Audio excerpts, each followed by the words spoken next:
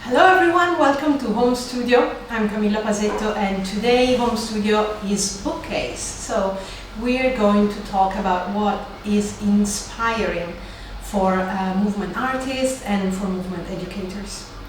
In the previous videos I've talked about Merce Cunningham as one of my inspirations, and today I want to reflect on a quote by him in which he says that movement is always expressive and there's no such a thing as abstract dance.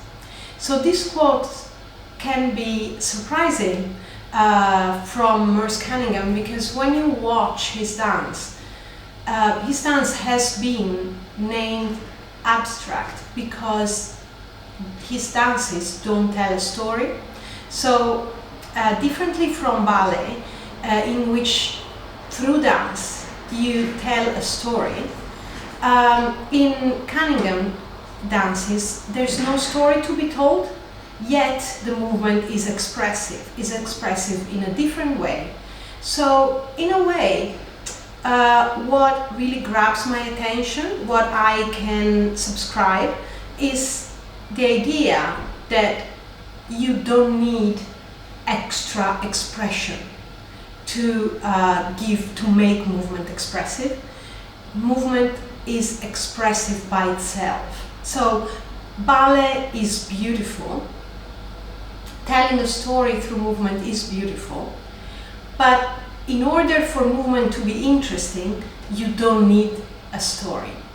And I think this is also very interesting, that you can create dances without using movement as a language to tell a story, but kind of just expressing the humanity of movement through just what movement is and not what movement stands for.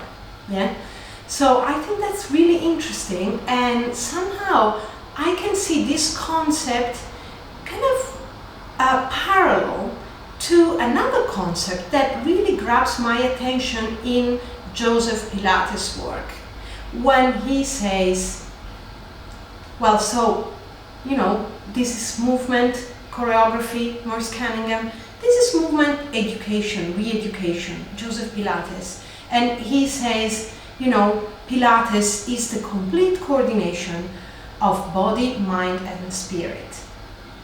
Okay, body, that's quite clear. We're using our bodies, we're doing exercises, we're performing Pilates exercises as a workout. So it's definitely the body is involved. Mind, yes, because Pilates says, you know, one of my principles is concentration, focus. So you need to be focused on what you do. So you improve your concentration, your ability to focus on the here and now, to be concentrated on what you are doing in that specific moment.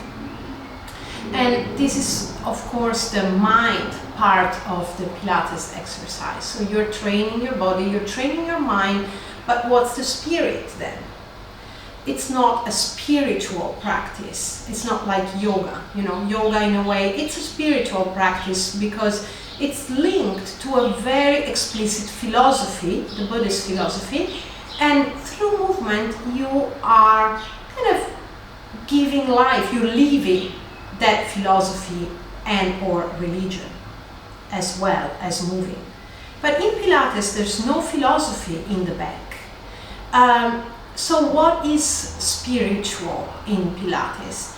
So it's really something that you don't need to search for, because it's already there when you move, and when you move with focus. So when your body and mind are together, the being in the here and now, the present, is already a spiritual experience, but you almost find it by mistake, or you find it because it's inbuilt in the experience. You don't need to search for your spirituality outside the experience. So I don't know what you think comments here, you know, how this kind of expressive, communicative research on movement with contemporary dance, saying, you know, movement is always expressive.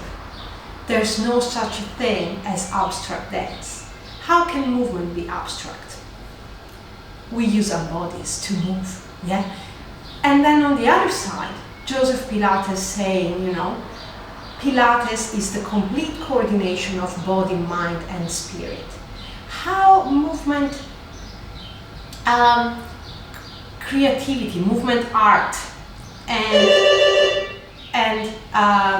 movement education can sort of relate to a similar experience and to a similar mind frame. This is very important for me in my professional and artistic path. So, up to you. Please send me a comment. Please chat with me. I'd love to hear your comments. Thank you very much, and keep subscribing, following my channel. I'll see you tomorrow. Thank you.